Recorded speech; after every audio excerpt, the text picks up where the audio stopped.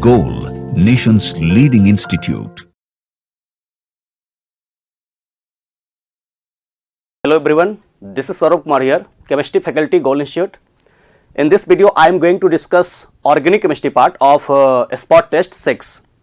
First of all, I am going to discuss question number 52. थोड़ा सा यहाँ पे कॉन्सेप्चुअल आप लोगों को दिया हुआ है, देखेंगे इसमें जिस प्रकार से हम लोग इनऑर्गेनिक के क्वेश्चन को सॉल्व करते हैं डाइपोल मोमेंट को निकालने के लिए, उस तरीके से यहाँ पे आप सॉल्व नहीं कर पाएंगे, थोड़ा सा यहाँ पे कॉन्सेप्ट अलग लगाना पड़ेगा. तो 52 में कह रहा है कि among the following compounds the one which shows highest dipole moment is, सबसे ज्यादा डाइपोल मोमेंट किसमें है, कैसे निकालेंगे. देखो तो डाइपोल मोमेंट हम लोगों को क्या बताता है, तो डाइपोल मोमेंट की हेल्प से हम लोग ये निकालते हैं किसी कोवलेंट बॉन्ड में कितना परसेंट आयनिक करैक्टर होता है, यही हम लोगों को निकालना होता है. यानी कि उसमें देखते हैं कि पोलरिटी कितना है. तो कैसे सॉल्व करेंगे, आप क्या करें, सबको पोलराइज करके देखें. पोलराइज करने के बाद जहां पर सबसे ज्यादा स्टेबल बनेगा कंपाउंड, मतलब उसी में पोलरिटी सबसे ज्यादा होगा. जैसे आप इसको देखो, इसको पोलराइज करोगे इस डायरेक्शन में, इसको ओपन कर दो, तो ओपन करोगे तो यहां पर ये आएगा O माइनस, यहां पे आएगा प्लस. ये जो कंपाउंड इसके केस में हो रहा है, ये कैसा हो रहा है, नॉन एरोमेटिक. नॉन एरोमेटिक है क्योंकि ये sp3 कार्बन आपको दिख रहा होगा. इसी प्रकार से इसको भी तुम पोलराइज करके देखो, पोलराइज करके देखोगे तो इसमें भी हम लोगों को ऐसा दिखेगा कि दोनों साइड हम लोगों को मिलेगा नॉन एरोमेटिक, क्योंकि दोनों तरफ जो रिंग दिया हुआ है उसके आप देखोगे फोर्थ पोजीशन पे यहां पर, तो ये जो है sp3 कार्बन है. अब इसको पोलराइज करता हूं तो यहां पे माइनस, यहां पे प्लस, कोई बात नहीं, दोनों रिंग यहां पर जो होने वाला है वो नॉन एरोमेटिक ही होने वाला है, क्योंकि इसमें sp3 कार्बन रिंग में आ रहा है.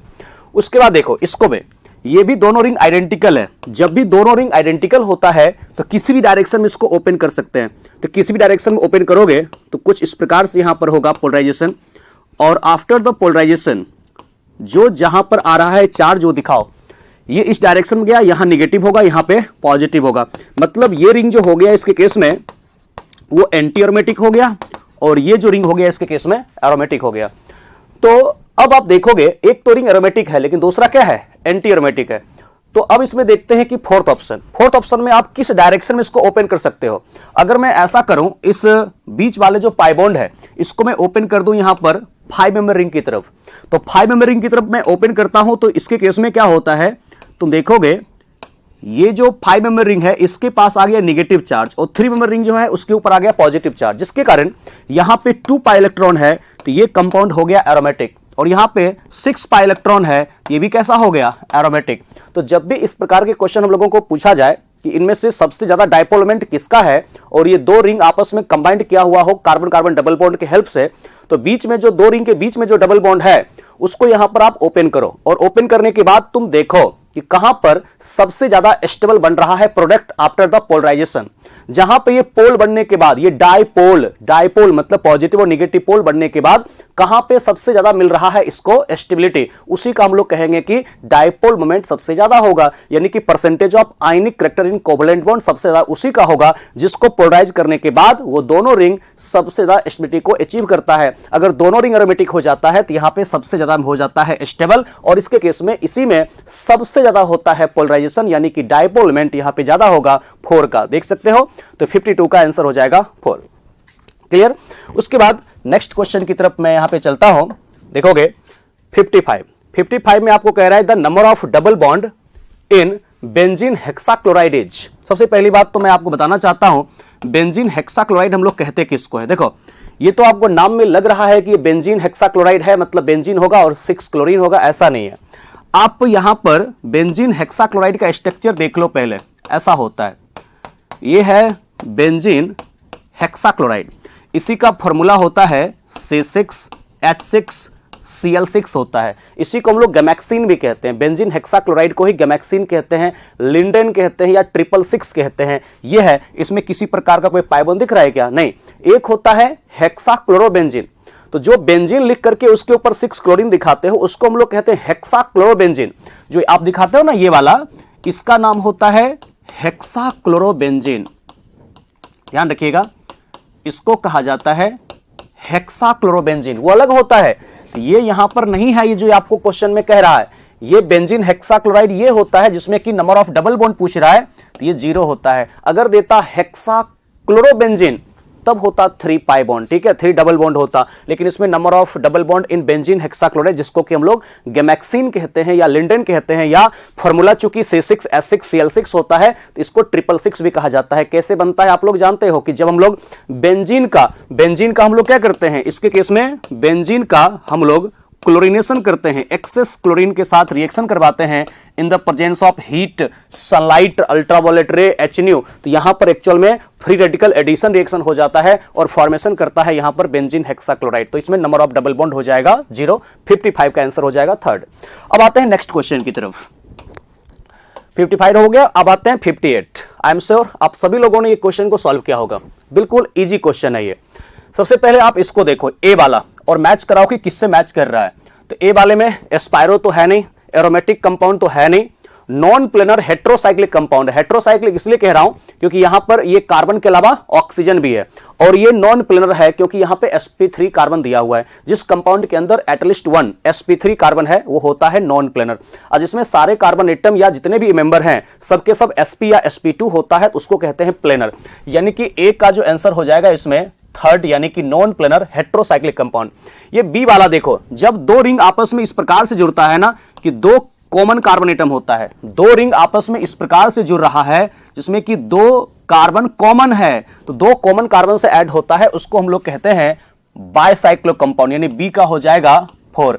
उसके बाद देखो सी में, जब एक कॉमन कार्बन एटम होता है, 2 रिंग इस प्रकार से फ्यूज करता है कि 1 कार्बन एटम कॉमन हो जाता है, उसको कहा जाता है एस्पायरो कंपाउंड। तो ध्यान रखिएगा, एक कॉमन कार्बन एटम हो रहा है, इसमें एक ही कॉमन कार्बन ये है, इसको कहते हैं एस्पायरो, तो सी का आंसर हो जाएगा फर्स्ट।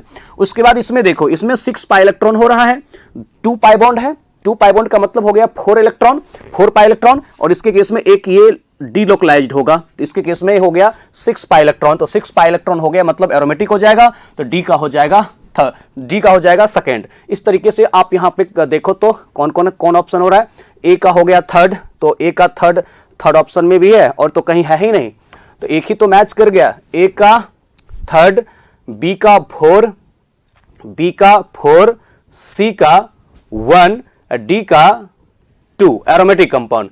तो बात खत्म, यहां पर आंसर जिसका जो आ गया थर्ड, 58 का आंसर थर्ड। देखो तो बिल्कुल मैच करा लो, एक बार में ही डायरेक्ट आ गया, ए का थर्ड एक ही में तो दिया हुआ है और कहीं पे दिया हुआ है ही नहीं, और बी हो गया हमारा बाइसाइक्लो कंपाउंड, तो 4 हो गया, सी हो गया एस्पायरो कंपाउंड, तो 1 हो गया, डी हो गया एरोमेटिक कंपाउंड, सेकेंड हो गया। क्लियर है कॉन्सेप्ट, यहां पे कहीं कोई दिक्कत तो नहीं है, बिल्कुल नहीं है। अब आते हैं नेक्स्ट क्वेश्चन की तरफ। नेक्स्ट क्वेश्चन आप देखें 58 के बाद, तो 58 के बाद है यहां पर 61। अब 61 में हम लोगों को क्या कहा जाता है उसको भी देख लेते हैं। 52 हो गया, 55 हो गया, 58 हो गया, और 58 के बाद 61 देखो, arrange the following levels hydrogen in decreasing order of acidity. कौन सबसे ज्यादा एसिडिक होगा? बच्चों आप जानते हो एसिडिक स्ट्रेंथ जो होता है उसके लिए हम लोग कॉन्सेप्ट क्या देखते हैं, एसिडिक स्ट्रेंथ डायरेक्टली प्रोपोर्शनल होते हैं स्टेबिलिटी ऑफ कंजुगेट एसिड, ये कंजुगेट बेस, ये हम लोगों को देखना है। तो किस प्रकार से यहां पर देखेंगे वो मैं आपको दिखाने जा रहा हूं। Acidic strength directly proportional stability of conjugate base, कि सबसे ज्यादा स्टेबल कंजुगेट बेस किसका होगा ये आप सोचो।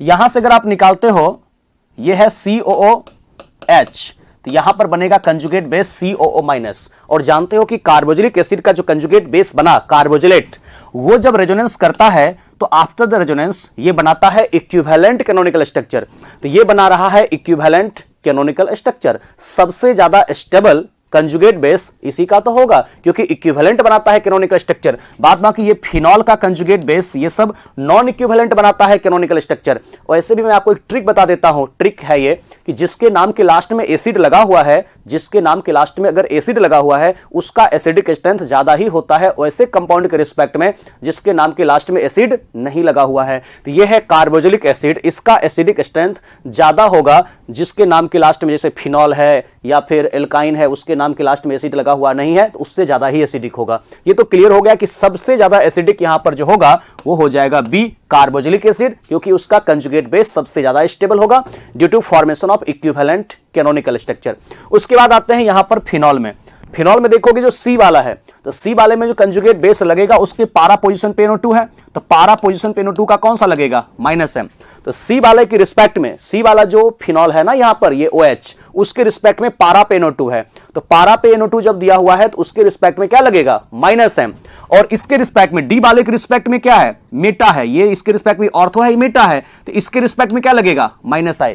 तो डी वाले के रिस्पेक्ट में मेटा है, तो मेटा पे मेजोमेरिक इफेक्ट नहीं होता है, -I लगेगा। इसके रिस्पेक्ट में पारा है तो -M लगेगा। ये तो कार्बोक्सिलिक एसिड है, तो यहां पर हम लोग कहेंगे कि इक्विवेलेंट बनाएगा कैनोनिकल स्ट्रक्चर, सबसे ज्यादा स्टेबल होगा कंजुगेट बेस। और ये तो एल्काइन है, एल्काइन में जानते हो कि कार्बन कार्बन ट्रिपल बॉन्ड का इलेक्ट्रोनेगेटिविटी कम होता है यहां पर इसके केस में ऑक्सीजन से। तो हम लोग जानते हैं कि कार्बन कार्बन ट्रिपल बॉन्ड का इलेक्ट्रोनेगेटिविटी कम होता है ऑक्सीजन से, तो negative charge present on more electronegative atom are more stable. तो negative charge present on more electronegative atom are more stable होता है, तो यहां पर negative charge conjugate base more stable होगा और यहां पे तो कम स्टेबल होगा इसके केस में। इसलिए हम लोग इसमें कहेंगे कि सबसे ज्यादा स्टेबल कंजुगेट बेस होगा बी का, उसके बाद होगा यहां पर सी का, उसके बाद होगा यहां पर डी का, और सबसे कम स्टेबल होगा ए का। इस तरीके से एसिडिक स्ट्रेंथ का ऑर्डर भी होगा BCDA। देखो तो कोई ऐसा है BCDA, थर्ड ऑप्शन हो जाएगा। समझ में आ गया, ऐसा हम लोग कहेंगे। 61 के बाद नेक्स्ट क्वेश्चन की तरफ हम लोग शिफ्ट करते हैं। 64 में कह रहा है the most stable carbocation for the following is, सबसे ज्यादा स्टेबल कार्बोकैटायन कौन सा है। बच्चों देखो ना कंजुगेशन कहां पे ज्यादा है, इसमें देखोगे तो पॉजिटिव सिंगल डबल, बस इतना ही कंजुगेशन में है।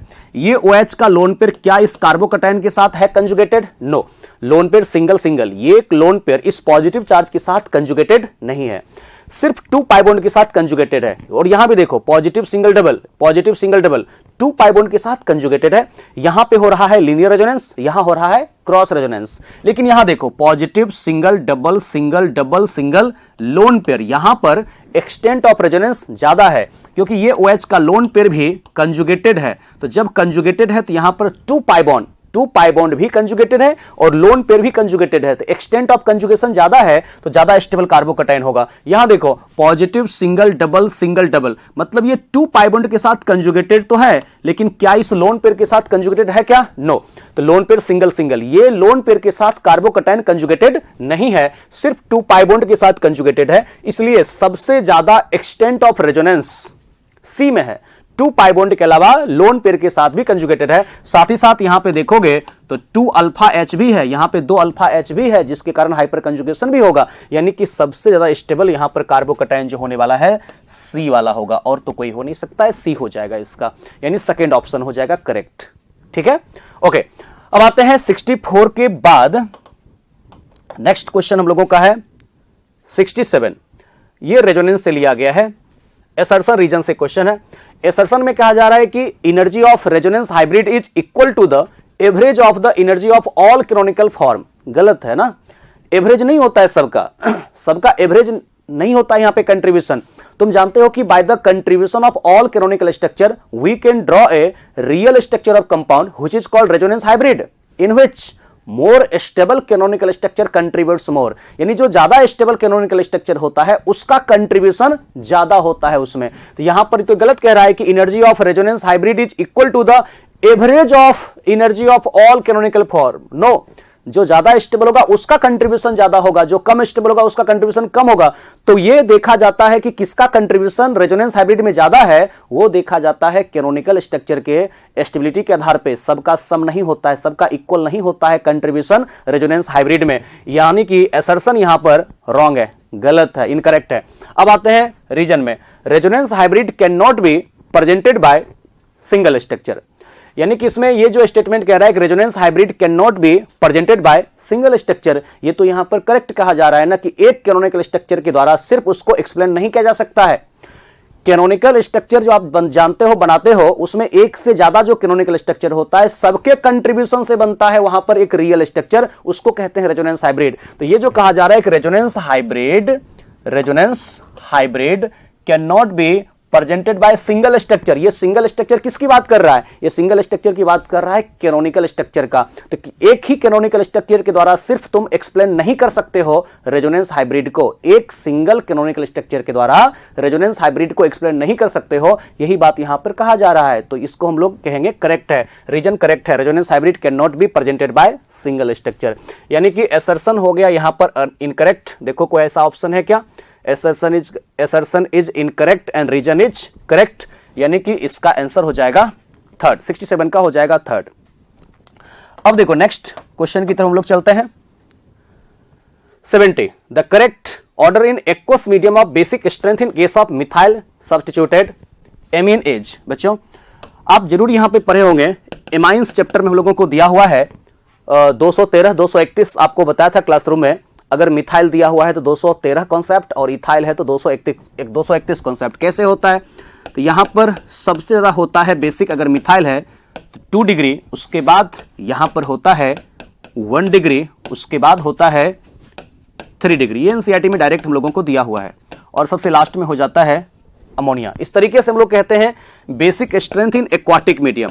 और अगर इथाइल होता है तो 231, यानी कि 2 डिग्री का सबसे ज्यादा होगा बेसिक स्ट्रेंथ, चाहे इथाइल हो चाहे मिथाइल हो। लेकिन अब मिथाइल है तो 1 डिग्री का था, अब इसके केस में 3 डिग्री का होता है, और उसके बाद होता है 1 डिग्री का। इस तरीके से तुम यहां पर देख सकते हो। तो C2H5NH2 और सबसे लास्ट में तो लिखेंगे अमोनिया। यानी कि हम लोगों को ध्यान रखना है, अगर छोटा एल्काइल है मिथाइल तो छोटा संख्या 213, बड़ा एल्काइल है तो इसके केस में याद रखना है 231। इस तरीके से यहां पे हम लोग एक्सप्लेन कर सकते हैं। तो याद रखना ये मिथाइल दिया हुआ है, तो मिथाइल के केस में 2 डिग्री 1 डिग्री 3 डिग्री। तो देखो कौन सा है? 2 डिग्री इसमें है सबसे ज्यादा, 2 डिग्री, लेकिन यहां पे 2 डिग्री के बाद 3 डिग्री है, Me3 है ना, तो Me3 का मतलब तो हो गया CS3 का होल 3, गलत है। यहां पर होगा इसका आंसर 4, क्योंकि 2 डिग्री के बाद 1 डिग्री है, उसके बाद 3 डिग्री है, सबसे लास्ट में यहां पर अमोनिया दिया हुआ है। आंसर हो जाएगा इसका 470 का, यानी कि 213 याद रखना है मिथाइल के केस में एक्वाटिक मीडियम में, और 231 याद रखना है इथाइल के केस में एक्वाटिक मीडियम में। लेकिन अगर आपको गैस फेज में पूछता है तो गैस फेज में तो हम लोग जानते हैं कि 3 डिग्री 2 डिग्री 1 डिग्री ही होता है। ठीक है, इस कॉन्सेप्ट को यहां पे ध्यान रखने की कोशिश करेंगे। ओके, आगे चलते हैं। नेक्स्ट क्वेश्चन है 73 arrange the following in increasing order of reactivity towards nitration. बच्चों आप लोग जानते हो कि जब भी कभी बेंजीन या बेंजीन से बने हुए कंपाउंड का होता है नाइट्रेशन, सल्फोनेशन, हेलोजिनेशन, चाहे फ्रीडल-क्राफ्ट एल्काइलेशन या फ्रीडल-क्राफ्ट एसाइलेशन, बेंजीन या बेंजीन से बने हुए कंपाउंड का जब भी इस प्रकार का रिएक्शन होगा वहां होता है ESR, यानी कि इलेक्ट्रोफिलिक सब्स्टिट्यूशन रिएक्शन। अब इलेक्ट्रोफिलिक सब्स्टिट्यूशन रिएक्शन होता है नाइट्रेशन ऑफ बेंजीन या बेंजीन डेरिवेटिव्स में, यानी कि आपको रेट ऑफ ESR यहां पे निकालना है और कुछ नहीं। तो सबसे पहले हम लोगों को ए में जो दिया हुआ है पाराजाइलिन, तो पाराजाइलिन कहने का मतलब ये हो गया 1,4 डाइमिथाइल बेंजीन, ये हो गया ए। उसके बाद हम लोगों को बी में दिया है ब्रोमोबेंजीन, तो ब्रोमोबेंजीन कहने का मतलब ये हो गया। सी में हमको कह रहा है मेसिटाइलिन, तो मेसिटाइलिन कहने का मतलब हुआ 1,3,5 ट्राइमिथाइल बेंजीन, इसको कहा जाता है मेसिटाइलिन। उसके बाद है नाइट्रोबेंजीन डी में, तो नाइट्रोबेंजीन आप सभी जानते हो, इसको कहते हैं नाइट्रोबेंजीन। ओके, और उसके बाद है ई में बेंजीन, तो ये बेंजीन लिख दो, ये हो गया ई। ओके, अब तुम देखोगे यहां पर क्या है, दो मिथाइल है, तो दोनों मिथाइल का यहां पर plus I as well as hyperconjugation तुम लिख सकते हो। ब्रोमीन का आप जानते हो कि ब्रोमीन का डोमिनेंट कौन सा इफेक्ट होता है, माइनस आई। जब भी रिएक्टिविटी निकालते हैं दूसरे से कंपेयर करते हैं हेलोजन को, माइनस आई होता है डोमिनेंट प्लस एम के ऊपर। यहां पे 3 मिथाइल है, तीनों का hyperconjugation as well as plus I ले लो, तो plus I as well as hyperconjugation ले सकते हो। यहां पर NO2 है, तो NO2 का माइनस एम होता है। तो बच्चों रेट ऑफ नाइट्रेशन निकालने का मतलब हुआ एक्चुअल में रेट ऑफ ESR, और हम लोग जानते हैं rate of ESR directly proportional होता है प्लस आई प्लस एम और inversely proportional minus I minus M. Electrophile वहीं पे फास्ट अट्रैक्ट होगा, वहीं पे फास्ट रिएक्ट करेगा जहां पे इलेक्ट्रॉन डेंसिटी ज्यादा है। मतलब यहां पर ओवरऑल हम लोगों को देखना है कि किस रिंग के अंदर इलेक्ट्रॉन की रिचनेस, इलेक्ट्रॉन की डेंसिटी ज्यादा है और कुछ नहीं। और जैसे ही आपको लिखे बेंजीन या बेंजीन से बने हुए कंपाउंड का nitration, sulphonation, halogenation, Friedel Crafts alkylation चाहे फ्रीडल क्राफ्ट एसाइलेशन, सबका मैकेनिज्म होता है ईएसआर, और rate of ESR directly proportional plus I plus M होता है, inversely proportional minus I minus M होता है। इसके आधार पे सबसे कम रिएक्टिव यहां पर कौन सा होगा? डी। सबसे कम रिएक्टिव हो जाएगा डी, देख सकते हो माइनस एम लग रहा है। उसके बाद कौन हो जाएगा? बी, क्योंकि यहां पर माइनस आई लग रहा है। उसके बाद यहां पर हो जाएगा, इसके बाद हो जाएगा इसमें ई, ई हो जाएगा, और ई के बाद अब हो जाएगा ए, और सबसे ज्यादा रिएक्टिव हो जाएगा सी, क्योंकि सी में 3 मिथाइल दिया हुआ है, देख सकते हो। इसके आधार पे कोई ऑप्शन आ रहा है क्या? डी का सबसे कम हो गया, तो सेकेंड में भी है और थर्ड में भी है। फर्स्ट एंड फोर्थ तो पहले ही कंपटीशन से खत्म हो गया। अब आते हैं डी के बाद होगा बी, तो थर्ड ऑप्शन होगा नहीं, होगा कौन? सेकेंड हो जाएगा। डी के बाद बी, उसके बाद ई, उसके बाद ए, सबसे ज्यादा रिएक्टिव हो जाएगा सी। इस तरीके से यहां पे हम लोग देख सकते हैं। अब देखिए नेक्स्ट आते हैं क्वेश्चन नंबर 76 पे आते हैं। तो इसमें हम लोगों को क्या कह रहा है ना, KMnO4 H2SO4 हीट दिया हुआ है। तो एसिडिक मीडियम में KMnO4 के साथ हीट करना है, तो जानते हो तुम लोग कि KMnO4 एक स्ट्रॉन्ग ऑक्सीडाइजिंग एजेंट होता है। और जब स्ट्रॉन्ग ऑक्सीडाइजिंग एजेंट होता है KMnO4, तो इसके प्रेजेंस में जब हीट करते हो तो कॉन्सेप्ट आप लोगों ने पढ़ाई किया होगा कि कार्बन कार्बन डबल बॉन्ड के अबाउट जब 1H होता है तो वो बनता है कार्बोक्सिलिक एसिड। और जब कार्बन कार्बन डबल बॉन्ड के अबाउट 2H होता है तो CO2 प्लस वाटर, और एक भी H नहीं होता है तो कीटोन बनता है। एक भी H नहीं होता है कार्बन कार्बन डबल बॉन्ड के अबाउट तो कीटोन बनता है। अगर कार्बन कार्बन डबल बॉन्ड के अबाउट 1H होता है तो कार्बोक्सिलिक एसिड बनता है। 2H होता है तो वहां पे CO2 प्लस वाटर बनता है। तो यहां पर एक H है तो क्या बन जाएगा इसके केस में? देखो 1 2 3 4 CH2 बचा हुआ है, तो 4 CH2 पहले लिख देता हूं। और जिस कार्बन पे कार्बन कार्बन डबल बॉन्ड है ना, उसी का क्लीवेज होकर के ऑक्सीडेशन होता है।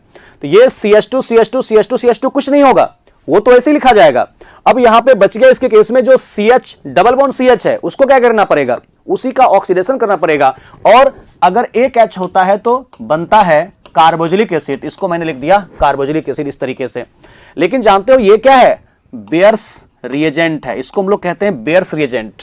KMnO4 dilute alkaline KMnO4 in cold condition, तो डाइल्यूट अल्कलाइन KMnO4 है, इसको कहते हैं बेयर्स रिएजेंट। तो बेयर्स रिएजेंट की प्रेजेंस में क्या होगा? जिस कार्बन के बीच में कार्बन कार्बन डबल बॉन्ड है, उस कार्बन कार्बन डबल बॉन्ड को सिर्फ हटा दो और एक एक OH का एडिशन कर दो, यानी कि बनता है भीषणल डायॉल। क्या बनता है? भीषणल डायऑल का फॉर्मेशन करता है जब बेयर्स रिएजेंट होता है। तो यहां पे 273 केल्विन है, यानी कि 0 डिग्री सेल्सियस पे तुम अल्कलाइन KMnO4 डालते हो, बेयर्स रिएजेंट डालते हो, तो जिस दो कार्बन के बीच में पाई बॉन्ड है उस पे एक एक OH का एडिशन होगा, भीषणल डायऑल का फॉर्मेशन होता है, सिन हाइड्रोक्सिलेशन होता है। लेकिन अगर स्ट्रॉन्ग ऑक्सीडाइजिंग एजेंट के प्रेजेंस में हीट करते हो तो क्लीवेज हो जाता है, और अगर कार्बन कार्बन डबल बॉन्ड के अबाउट एक H है तो कार्बोक्सिलिक एसिड बनता है। यानी कि ए हो जाएगा हम लोगों को डाई कार्बोक्सिलिक एसिड, और बी हो जाएगा यहां पर डायऑल। तो compound A is diol and compound B is dicarboxylic acid, गलत। Both compound A and compound B are dicarboxylic acid, गलत। Compound A is dicarboxylic acid, बिल्कुल सही है, and compound B is diol, answer मिल गया। Both compound A and compound B are diols, बिल्कुल यहां पे इनकरेक्ट है, आंसर थर्ड हो जाएगा। उसके बाद आते हैं नेक्स्ट क्वेश्चन की तरफ। 76 के बाद 79। अब इसमें आप लोगों को पूछा जा रहा है 4 ब्रोमो फिनाइल एसिटिक एसिड किससे बन सकता है? 4 ब्रोमो फिनाइल एसिटिक एसिड। देखो 4 ब्रोमो फिनाइल एसिटिक एसिड कहने का मतलब हुआ ये कि इसके केस में ऐसा होना चाहिए, इसको कहते हैं एसिटिक एसिड। देखो ना, 2 कार्बन का पैरेंट चेन होगा, एसिटिक एसिड, इस पे 4 पे ब्रोमीन होगा, तो इसी को हम लोग कहते हैं 4 ब्रोमो फिनाइल। ये हो गया 4 ब्रोमो फिनाइल, और ये 1 2 नंबरिंग यहां से होगा, तो नंबरिंग यहां से होगा, तो 1 2 इसको कहेंगे एसिटिक एसिड या इथेनोइक एसिड। तो यही ना 2 पे देखोगे तो 4 ब्रोमो है, तो 4 ब्रोमो फिनाइल और उसके बाद एसिटिक एसिड, इसको कहते हैं। किससे बन सकता है? तो साफ साफ यहां पे पता चल रहा है कि आंसर होगा इसका थर्ड। देखो कैसे बना सकते हैं। सबसे पहले हम लोगों को करने के लिए क्या दिया है? पहले करने के लिए दिया है chlorination in the presence of heat. तो हमको पता होनी चाहिए कि क्लोरीनेशन जब करते हैं या ब्रोमिनेशन करते हैं इन the presence of heat, sunlight, ultraviolet रे, HNO, तो वहां पे होता है free radical substitution reaction, FRS होता है। FRS होगा तो इसके केस में मिथाइल जो है उसका एक H रिप्लेस हो जाएगा, FRS होता है mechanism. Free radical substitution reaction होता है तो एक क्लोरीन जो है एक H को रिप्लेस करेगा। फर्दर इसका Cn minus strong nucleophile replace करेगा इस Cl माइनस को, तो रिप्लेस जब करेगा तो अब फॉर्मेशन कर देगा इसके केस में CH2C ट्रिपल बॉन्ड N, ऐसा होगा, यही तो फॉर्मेशन करेगा। और फाइनली क्या कह रहा है, एसिडिक हाइड्रोलिसिस। तो हम लोग जानते हैं इस बातों को कि जब आप एसिडिक हाइड्रोलिसिस कर रहे हो तो एसिडिक हाइड्रोलिसिस जब हम लोग करते हैं साइनाइड का तो कार्बोक्सिलिक एसिड का फॉर्मेशन करता है, नहीं तो कार्बोक्सिलिक एसिड का यहां पे फॉर्मेशन कर देता है। तो कार्बोक्सिलिक एसिड का फॉर्मेशन करोगे CH2COOH, सिर्फ यहां पे पारा पे ब्रोमीन को लगाते जाना है। तो जो थर्ड ऑप्शन में पारा पे ब्रोमीन है, उस पारा पे ब्रोमीन को सिर्फ सब में जाकर के अटैच कर दो। इस तरीके से तुमको दिखेगा कि फॉर्मेशन कर दिया 4-ब्रोमोफिनाइल एसिटिक एसिड, और किसी में तो इस प्रकार से बन नहीं सकता है।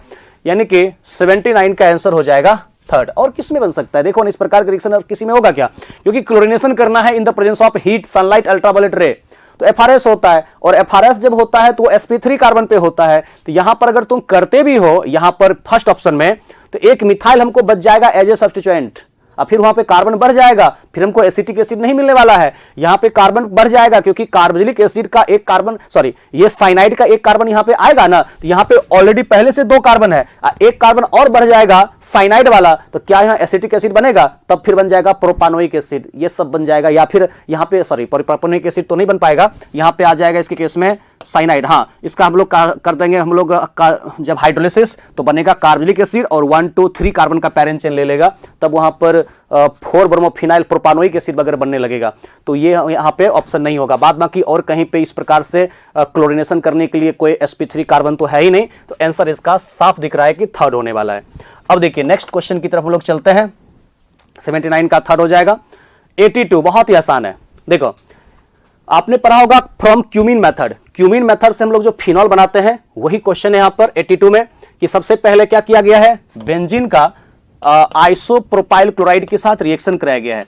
तो आइसोप्रोपाइल क्लोराइड के साथ तुम रिएक्शन करवाते हो इन द प्रेजेंस ऑफ AlCl3, तो पता होनी चाहिए तुमको कि इसको कहते हैं फ्रीडल-क्राफ्ट एल्काइलेशन। ये AlCl3 यहां से Cl- को निकालेगा, बनेगा कार्बोकैटायन इलेक्ट्रोफाइल। यही इलेक्ट्रोफाइल अटैक करेगा पहले बेंजीन के ऊपर, बन गया क्यूमीन, बन गया। और क्यूमीन का जब हम लोगों ने किया था एयर के साथ रिएक्शन, तो अब पता है फॉर्मेशन किया था क्यूमीन हाइड्रोपेरोक्साइड। तो क्यूमीन हाइड्रोपेरोक्साइड का फॉर्मेशन करो, तो ये CH3 CH3OOH, ये NCERT से डायरेक्ट लिया गया है क्वेश्चन, बस थोड़ा सा इसको कॉम्प्लिकेटेड किया गया है और कुछ भी नहीं है। तो क्यूमीन हाइड्रोपेरोक्साइड का फॉर्मेशन किया, इस क्यूमीन हाइड्रोपेरोक्साइड का फर्दर हम लोगों ने एसिडिक हाइड्रोलिसिस किया था। तो यही जो फॉर्मेशन किया था सबसे पहले वो किया था फिनॉल, और साथ में यहां पर एक और मॉलिक्यूल बनता है, उसको हम लोग कहते हैं एसीटोन। इस तरीके से यहां पे बनाया था क्वेश्चन को, ओके। लेकिन यहीं पे नहीं कह रहा, ये तो सिर्फ पी बना है, ये पी बना कि जब हम लोग बेंजीन का रिएक्शन करवा दिया आइसोप्रोपाइल क्लोराइड के साथ इन द प्रेजेंस ऑफ AlCl3, तो क्यूमीन का फॉर्मेशन किया। अब जब एयर के साथ रिएक्शन किया क्यूमीन हाइड्रोपेरोक्साइड बना, और उसका जब हम लोगों ने एसिडिक हाइड्रोलिसिस किया तो फिनॉल प्लस एसीटोन का फॉर्मेशन कर दिया। लेकिन आगे हमको क्या कह रहा है कि पी का ऑक्सीडेशन करना है, तो जो फिनॉल यहां पर बना उस फिनॉल का ऑक्सीडेशन करना है Na2Cr2O7 in the presence of sulphuric acid. तो आपने देखा होगा यहां पे जब ऑक्सीडेशन करते हैं तो यहां पर फॉर्मेशन करता है बेंजोक्विनोन, ये फॉर्मेशन कर देता है पारा बेंजोक्विनोन।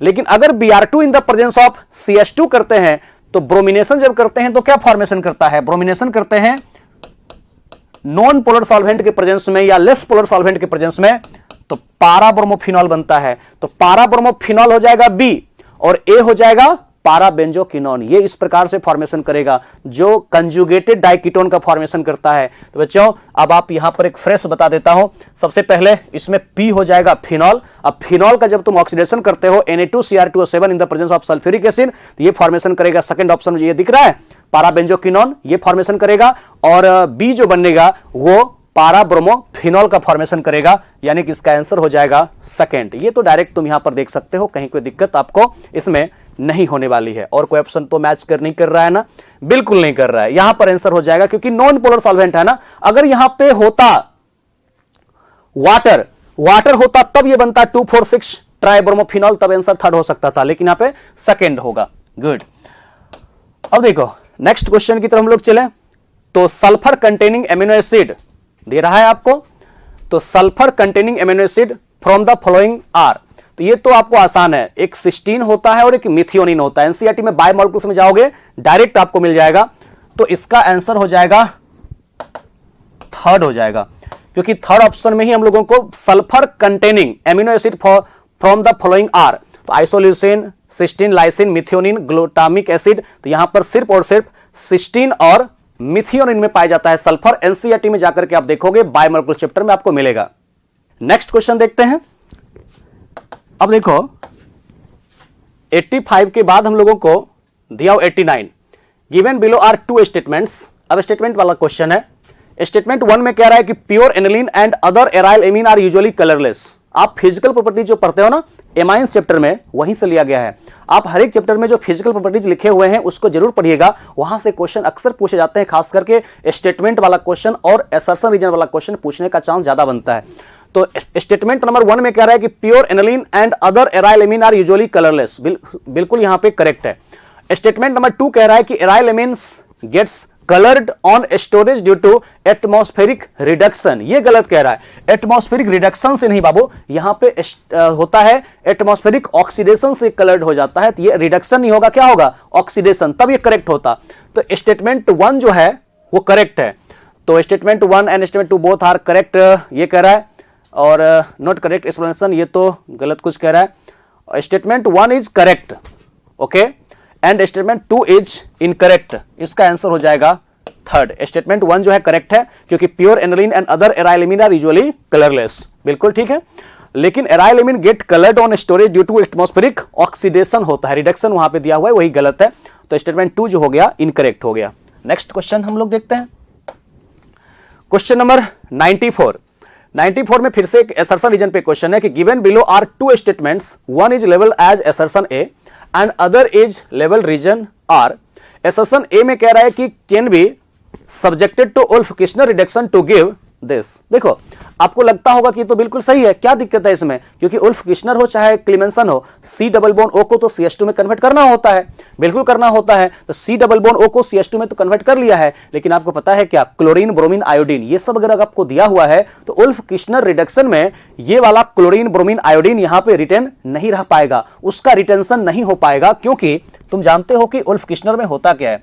उल्फ-किश्नर में एक्चुअल में हम लोग जानते हैं कि फर्स्ट में रहता है NH2 यानी कि हाइड्रोजन, इस तरीके से रहता है। सेकंड में यहां पे क्या करते हैं, हाई टेम्परेचर पे KOH या NOH के प्रेजेंस में इसको हीट किया जाता है, तो CH2OH इस तरीके से इथाइलिन ग्लाइकॉल के प्रेजेंस में इसको हीट करते हैं। और हाई टेम्परेचर पे चूंकि इसको हीट किया जाता है ना, तो ये स्ट्रॉन्ग बेस है KOH और ये डाइहाइड्रिक एल्कोहल है इथाइलिन ग्लाइकॉल। तो तुम जानते हो कि एल्कोहलिक मीडियम में अगर स्ट्रॉन्ग बेस लेते हैं तो वहां E2 पाथवे हो जाता है, अगर एल्काइल हैलाइड है तो ये सी डबल बॉन्ड ओ तो बिल्कुल कन्वर्ट हो जाता है यहां पर CH2 में, तो उसमें तो नो डाउट कोई दिक्कत नहीं है। लेकिन ये जो क्लोरीन है ना, तो क्लोरीन भी यहां पर बाहर हो जाता है ये K+ के साथ, अब बगल वाला कार्बन जो है उससे H+ निकल जाता है, मतलब यहां पर डबल बॉन्ड का भी फॉर्मेशन कर देगा, क्योंकि सेकंड स्टेप में यहां पे strong base in alcoholic medium है। और आप पढ़े हो कि जब भी कभी एल्काइल हैलाइड होता है तो उसका reaction strong base in alcoholic medium करते हैं, तो वो वहां पर E2 पाथवे कंपीट कर देता है, E2 पाथवे के द्वारा वहां एल्काइल हैलाइड निकल करके फॉर्मेशन कर देता है एल्कीन। ये जो कह रहा है ना कि इसका उल्फ-किश्नर होने के बाद ये बन जाएगा, गलत है, रॉन्ग है, इनकरेक्ट है, क्योंकि यहां पर क्लोरीन को रिटेन रखा है। उल्फ-किश्नर में क्लोरीन रिटेन नहीं रहेगा। अगर तुमको यहां क्लोरीन को रिटेन रखना है तो हमको करना पड़ेगा इसके केस में क्लीमेंसन में होता है zinc amalgam in the presence of concentrated HCl इस क्लोरीन को रिप्लेस नहीं कर सकता है, तो क्लीमेंसन करोगे तब ये क्लोरीन यहां रहेगा। और अगर तुम उल्फ-किश्नर करोगे तो strong base in alcoholic medium E2 pathway होकर के बाहर हो जाएगा क्लोरीन और बगल से हाइड्रोजन बना देगा एल्कीन, इसलिए ये बनेगा, ये नहीं बनेगा, इसलिए असर्शन गलत है। उसके बाद कह रहा है रीजन में Wolff Kishner reduction is used to convert C double bond O of carbonyl compound into CH2, ये बिल्कुल करेक्ट है। रीजन यहां पे करेक्ट हम लोगों को दे रहा है, असर्शन यहां पर गलत दे रहा है। इसके अकॉर्डिंग देखो तो कौन सा है, assertion is incorrect and reason is correct, यानी कि इसका आंसर हो जाएगा थर्ड, बिल्कुल थर्ड हो जाएगा। नेक्स्ट क्वेश्चन की तरफ हम लोग चलते हैं, क्वेश्चन नंबर 96, बहुत इजी है। 96 में कह रहा है कि मैच लिस्ट 1 विथ लिस्ट 2, ये कौन सा रिएक्शन है, ये दिया हुआ है क्यूप्रस क्लोराइड। तो जब भी बेंजीन डाइजेनियम क्लोराइड का रिएक्शन हम लोग कराते हैं क्यूप्रस क्लोराइड, क्यूप्रस ब्रोमाइड या क्यूप्रस साइनाइड के साथ, इसको कहा जाता है सेंडमेयर रिएक्शन, तो ए का हो जाएगा यहां पर सेकेंड। और जब copper metal in the presence of HCl होता है तो copper metal in the presence of HCl या HBr होता है, उसको कहते हैं गेटरमैन रिएक्शन। बहुत ही आसान है। सी में आपको देखोगे 2 मॉलिक्यूल एल्काइल हैलाइड है और 2 मॉलिक्यूल एल्काइल हैलाइड का सोडियम मेटल के साथ रिएक्शन करवाया गया है, इसको कहते हैं ऊर्ज रिएक्शन। और उसके बाद ये है एराइल हैलाइड, तो 2 एराइल हैलाइड का जब आपस में कपलिंग होता है इसको कहा जाता है फिटिक रिएक्शन। फिटिक रिएक्शन इसी को कहा जाता है। तो अब तुम देख लो, मैचिंग करा लो, यहां पर कौन सा ऑप्शन हम लोगों का मैच कर रहा है। करेक्ट देखें यहां पर ए का हो गया, ए का सेकेंड हो गया, तो ए का सेकेंड कोई है क्या? ए का सेकेंड देख लो, 2 ऑप्शन में, तो फर्स्ट ऑप्शन 4 ऑप्शन पहले हटा दो, तो ए का सेकेंड बिल्कुल सही है। बी का हो गया 4, अब बी का 4 एक ही में है, वो है सिर्फ थर्ड वाले में। उसके बाद सी का 1 और डी का हो जाएगा थर्ड। साफ यहां पर पता तो चल गया, आंसर हो जाएगा थर्ड, क्योंकि ए का सेकेंड हो गया यानी कि सेंडमेयर रिएक्शन, बी का 4 हो गया गेटरमैन रिएक्शन, सी का 1 हो गया ऊर्ज रिएक्शन क्योंकि 2 मॉलिक्यूल एल्काइल हैलाइड है, उसके बाद डी का थर्ड हो जाएगा क्योंकि वो फिटिक रिएक्शन है। ओके, क्लियर है कॉन्सेप्ट? ओके, तो आगे की तरफ चलता हूं, ये तो थर्ड ऑप्शन हो गया इसका करेक्ट। नेक्स्ट यहां से चलते हैं क्वेश्चन नंबर 99। 99 में हम लोगों को क्या कह रहा है? अब देखोगे 99 में कह रहा है कि which of the following compound is inactive towards SN1 reaction. कौन SN1 रिएक्शन में इनएक्टिव है? तो इसका आंसर हो जाएगा इसमें 4, क्योंकि इस कंपाउंड के ब्रिज हेड पोजीशन पे देखो, ब्रिज हेड पोजीशन पे कभी भी इस तरीके के कंपाउंड में कार्बोकैटायन इंटरमीडिएट एग्जिस्ट नहीं कर सकता है, क्योंकि according to Bredt's rule sp2 hybridisation is not possible at bridge head position. तो ब्रेड्स रूल के मुताबिक sp2 हाइब्रिडेशन यहां पे पॉसिबल है ही नहीं, ये कार्बोकैटायन एग्जिस्ट कर ही नहीं सकता है इस कंपाउंड में जहां ब्रिज हेड पोजीशन है। ये है ब्रिज हेड पोजीशन, जो दोनों कॉमन कार्बन एटम है ना, उसी को ब्रिज हेड पोजीशन कहते हैं। यहां पे कभी भी हम लोगों को ना SN1 रिएक्शन होगा ना SN2 होगा। इसके केस में कार्बोकैटायन भी एग्जिस्ट नहीं कर सकता है और ट्रांजिशन स्टेट भी एग्जिस्ट नहीं कर सकता है। इसलिए फर्स्ट में भी हो सकता है, सेकंड में भी हो सकता है, थर्ड में भी हो सकता है, लेकिन 4 में ब्रिज हेड पोजीशन पे कार्बोकैटायन एग्जिस्ट नहीं कर सकता है, जिसके कारण यहां पर SN1 रिएक्शन पॉसिबल ही नहीं है। ठीक है, इसलिए 99 का आंसर हो जाएगा 4। ओके, नेक्स्ट अब देखो कोई क्वेश्चन है क्या? ओके, तो ये सारे क्वेश्चन हम लोगों ने देख लिया, जितने भी क्वेश्चन था उसको हम लोगों ने एक्सप्लेन कर लिया। उम्मीद करता हूं आप लोगों ने एक एक क्वेश्चन को अच्छे से सॉल्व किया होगा खुद से, और इसका एक्सप्लेनेशन भी आप एंजॉय किया होंगे। Okay, thank you.